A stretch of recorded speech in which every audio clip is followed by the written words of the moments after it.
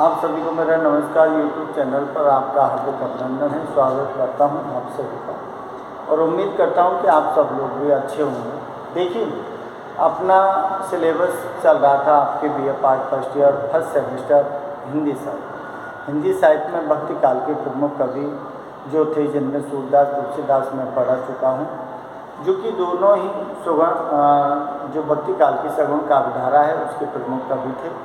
तो निर्गुण काव्यधारा के अंतर्गत आपने एक संत काव्यधारा है और दूसरी प्रेम मार्गी धारा है। तो मलिक मोहम्मद जायसी का जीवन परिचय वो मैं आपको बता चुका हूँ। तो मलिक मोहम्मद जायसी जो हैं, उन्होंने जो पद्मावत लिखी, और पद्मावत में आपके सिलेबस में दो चीज़ रखी हैं, एक तो सिंगलदीप वर्णन खंड रखा है और एक नागमती वियोग खंड रखा है। तो दोनों में से 5-5 दोहे आपके लिए हैं और उन 5 दोहों की अपन एक एक करके व्याख्या करेंगे।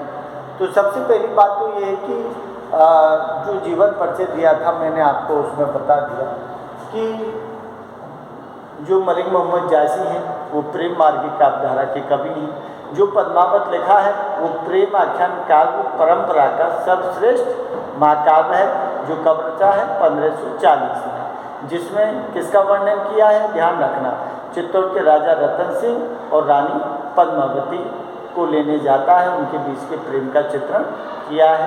समझ लो, जिसको जिस तरह से तुलसीदास ने अपनी भाषा का प्रयोग किया है, ठीक उसी प्रकार मलिक मोहम्मद जायसी ने अपनी जो पद्मावत लिखी है उसमें दोहा और चौपाई छंद में लिखी है।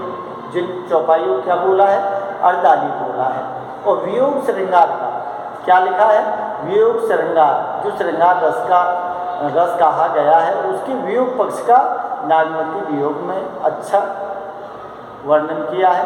नागमती वियोग खंड मलिक मोहम्मद जायसी के द्वारा रचित जो है हिंदी साहित्य की एक अनुपम निधि कही जाती है। और पद्मावत में जिस प्रेम, जैसे अपन कहते हैं कि प्रतीकात्मक शैली है, मसनवी शैली है, और मलिक मोहम्मद जायसी सूफी संत कहे जाते हैं। तो सूफी काव्यधारा या संत काव्यधारा के ऐसे कवि हैं जिन्होंने हिंदू मुस्लिम संस्कृति को समन्वय किया है, उनको आधार मान के अपनी रचनाएं की हैं। तो सर्वश्रेष्ठ जो प्रसिद्धि मिली है उनको मलिक मोहम्मद जायसी को, वो किस में मिली है, पद्मावत में। तो पद्मावत के जो दिया है कि नागमती वियोग खंड, नागमती वियोग खंड मलिक मोहम्मद जायसी द्वारा रचित है। सबसे पहली बात ये कि नागमती है कौन? अरे सिंगलदीप खंड जो है आपका वो रानी पद्मावती से संबंधित है, लेकिन ये नागमती वियोग खंड है। तो 5-5 पद आपके लिए हैं। तो मैं पहले आपको नागमती वियोग खंड का दोहा है और पद है उसको थोड़ा सा समझा देता हूँ। देखिए, नागमती राजा रतन सिंह की ब्याहता पत्नी थी। ब्याहता इसका मतलब 7 फेरे लेकर लाया था। लेकिन जिस तरह से आपने नाम सुना है हीरामन सुग्गा, और हीरामन सुग्गा के द्वारा जो रानी पद्मावती है उसकी अद्वितीय अनुपम सुंदरता का वर्णन सुना है। तो उसके बाद नागमती को छोड़कर वो राजा रतन सिंह जो रानी पद्मावती है उसको लेने के लिए सिंगलदीप पहुंचते हैं। उसके बाद जो नागमती का विरह वियोग हुआ है, समझ लो, उस विरह वियोग का 12 मासा और षड ऋतु वर्णन जो है उनके माध्यम से वर्णन किया है। तो देखिए, अपन थोड़ा सा नज़र डाल लेते हैं क्या लिखा है कि नागमती चित दर पथ हेरा, पीऊ जो गए पुनकीन न फेरा, नागर का नार बस परा, तेही मोर पीऊ मोसो हरा, सुआ काल हो लेगा पीऊ नहीं जात जात भर जीव। अरे सीधी बात है कि जिसका पति चला जाता है, किसी भी नायिका का, कोई भी नायक चला जाता है या फिर पत्नी का पति चला जाता है, तो उसका जीवन दूभर हो जाता है और वो विरह वियोग से पीड़ित हो जाती है। तो यहाँ नागमती को छोड़कर राजा रतन सिंह चला गया है। तो नागमती अपनी विरह वियोग की जो पीड़ा है उस पीड़ा को इसमें दिखाया है। तो देखिए, नागमती चित धर पथ हेरा, अरे राजा रतन सिंह के जाने के बाद नागमती चित्तधर, चित्तधर का मतलब है चित्तौड़गढ़। शब्दों पर ध्यान देना, जब तक शब्दों पर ध्यान नहीं दोगे उसका अर्थ नहीं पकड़ोगे, जब तक व्याख्या नहीं होगी। तो नागमती चित्तधर पथेरा, अरे जब गया है राजा रतन सिंह तो लौट के वापस नहीं आया है, इसलिए रानी जो नागमती है ना चित्तधर, चित्तधर का मतलब चित्तौड़, पथ माने रास्ता, हेरा मीन्स हेरना, इसका मतलब है चित्तौड़ के जो रास्ते हैं उन रास्तों में देखती है, निहारती है और हेरती है, लेकिन कहीं उसका पति उसको नहीं मिलता है। पीयू जो गए, पीयू, पीयू माने प्रियतम, पीयू माने क्या है, प्रियतम, जो गए, अरे मेरे प्रियतम चले गए। क्या दिया, पुन कीन, पुनी, पुनी का मतलब है दोबारा, कीन ने फेरा, अरे जब से गए हैं तो पुन कीन ने फेरा, फेरा का मतलब है कि दोबारा लौटकर नहीं आए हैं, पुने, पुन कीन ने फेरा, इसका मतलब है दोबारा लौटकर वो आज तक नहीं आए हैं, इसलिए विरह युग की स्थिति है रानी नागमती की। यहाँ कह दिया नागर का नार बस पड़ा, अरे ऐसे लगता है, नागमती सोचती है कि ऐसे लगता है जैसे नागर का नार, नागर का नार का मतलब क्या है, नारी, नारी का मतलब है किसी स्त्री, कहाँ की, नागर, नागर का मतलब है चतुर सुजान स्त्री, जो कहाँ है, नगर की है, जो चतुर सुजान स्त्री है ना, बस कि ऐसा लगता है जैसे किसी चतुर सुजान स्त्री ने, उसने क्या कर लिया, बस परा, बस परा का मतलब है कि अपने बस में कर लिया हो और उसको आने नहीं दिया गया हो। कौन सोचती है, नागमती सोचती है। तेही मोर पीयू मोसो हरा, तेही मोर, तेही, तेही का मतलब कि, तेही का मतलब है अपने प्रियतम रतन सिंह की ओर, पीयू मोसो हरा, पीयू, पीयू का मतलब प्रियतम, मोसो मीन्स है मुझसे और हरा मीन्स है हरण करना, अर्थात दूर कर देना।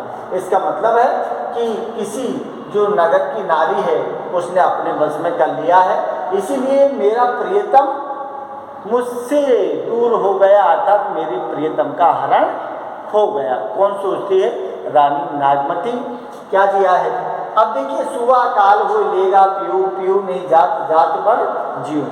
अरे सुआ, सुआ का मतलब क्या है, जो मैंने नाम दिया था कि गुरु के रूप में जो आया है वो कौन है, हीरामन सुग्गा है। अब हीरामन सुग्गा ने जैसे ही अनुपम रूप सौंदर्य का वर्णन किया रानी पद्मावती का, तभी तो मामला गड़बड़ हुआ है, इसलिए सुआ को दोष दे रही है, सुआ को दोषी मानती है कि अगर सुआ नहीं होता, नहीं आता तो रानी पद्मावती का वर्णन नहीं सुनता, मेरा पति मुझे छोड़ के नहीं जाता। तो सुआ को यहाँ किस तरह से दोषारोपण किया है, तो देखिए, सुआ काल, जो सुआ हीरामन सुग्गा आया है ना, वो मेरा बन के क्या आया है, काल, अरे काल बन के आया है हीरामन सुग्गा, हो लेगा पीहू, कि जो हीरामन सुग्गा था ना वो ही मेरे पीहू प्रियतम को ले गया है।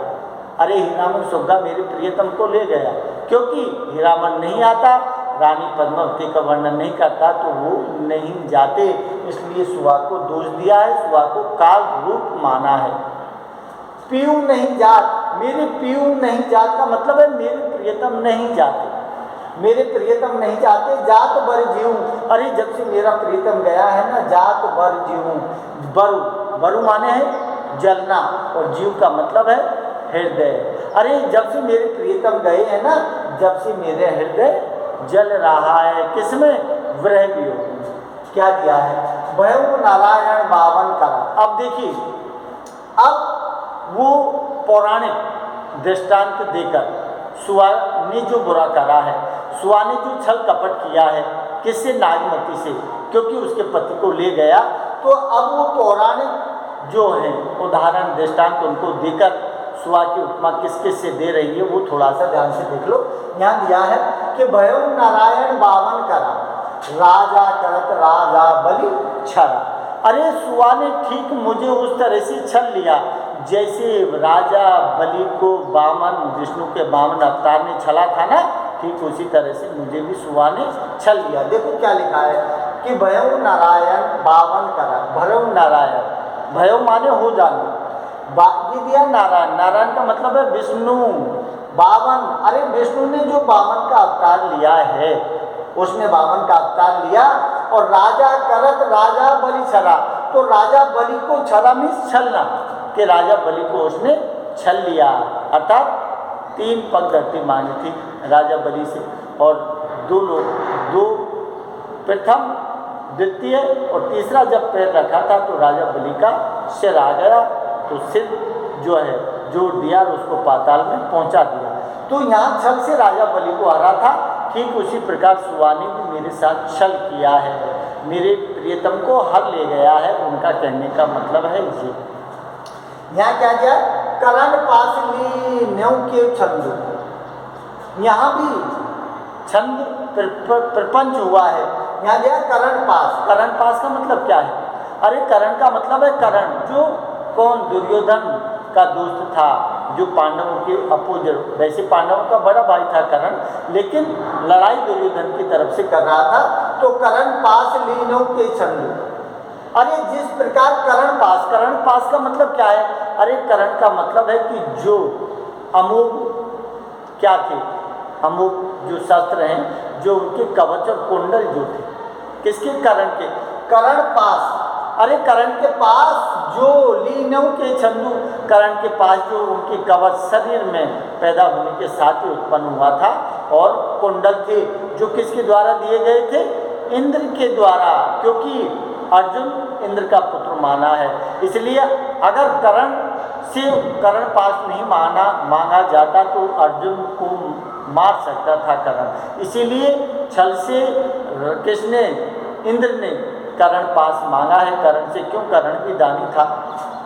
तो करण पास लीनों के छंदू, कि जैसे करण से उसका पास अर्थात कवच और कुंडल ले लिए थे, कैसे? छंद से, अर्थात छल कपट से विप्र रूप धर। कैसे लिए? विप्र रूप, विप्र माने ब्राह्मण, रूप धर, अरे ब्राह्मण का रूप धारण करके कौन आया? इंद्र आया। झिलमिल इंदु, झिलमिल इंदु, इंदु का मतलब है इंद्र से, अरे झिलमिल का मतलब है सज धज कर। कौन आया है? इंद्र, लेकिन किस वेश में आया? विप्र रूप धर, ब्राह्मण का रूप धारण करके आया, और उसने करण पास लीनों के चंदू, और छल से करण से अपना पास अर्थात अपना कवच और कुंडल मांग लिए। ऐसे ही ठीक मेरे साथ भी सुवा ने क्या किया है? छल किया है। आगे क्या देती है? मानत भोग भोग गोपी चंद भोगी, ले सवा जलंधर जोगी। और अगला उदाहरण दिया है मानत भोग गोपी चंद। अरे गोपी चंद जो राजा था वो क्या अपने क्या दिया है? मानत भोग, अरे वो सांसारिक भोग विलास में डूबा हुआ था।